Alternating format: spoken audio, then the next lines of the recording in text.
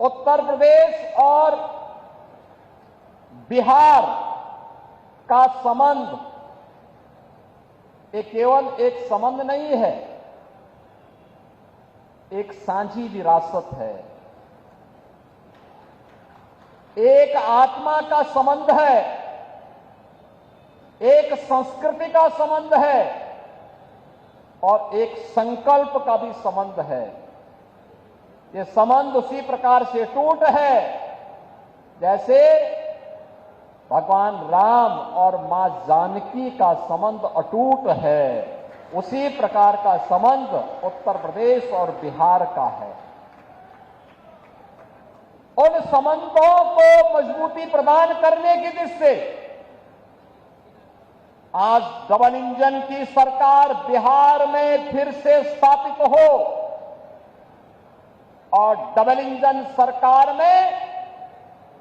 बिहार की गति double speed से आगे बढ़ती हुई दिखाई दे। जो कार्य पिछले 20 वर्षों में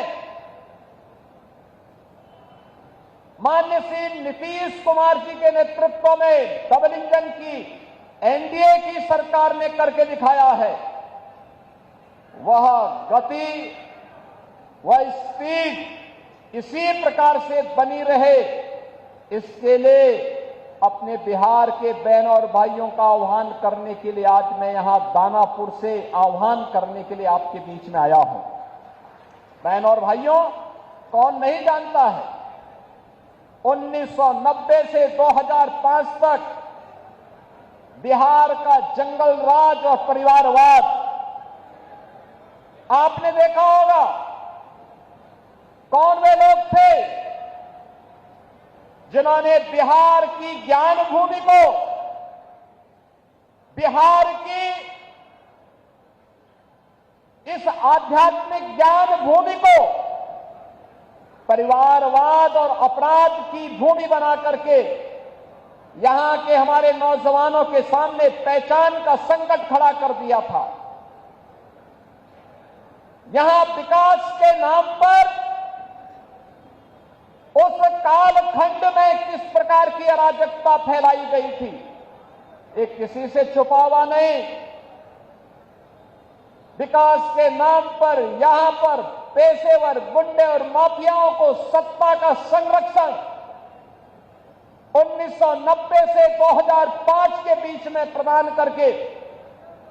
पूरे बिहार के विकास को बाधित कर दिया गया था।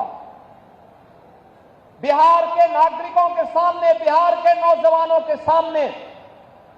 पहचान का संकट खड़ा हो गया था। हर वह व्यक्ति बिहार से प्लान कर रहा था जिसके मन में एक भाव था बिहार के बारे में कुछ करने की, बिहार को आगे बढ़ाने की और बिहार की अपनी उस परंपरा को जिसने कभी भारत को नेतृत्व दिया था,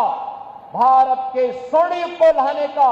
अवसर जिस बिहार ने दिया था, अपने पूर्वजों की स्थापना को पुनर्स्थापित करने का जो जज्बा था, उस जज्बे को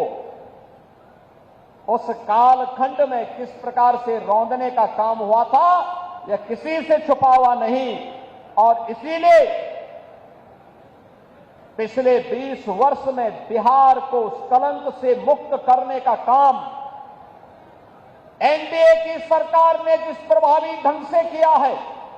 आज डबल इंजन की ये भारतीय जनता पार्टी एनडीए की सरकार बिहार के अंदर उसको और प्रभावी ढंग से आगे बढ़ाने के लिए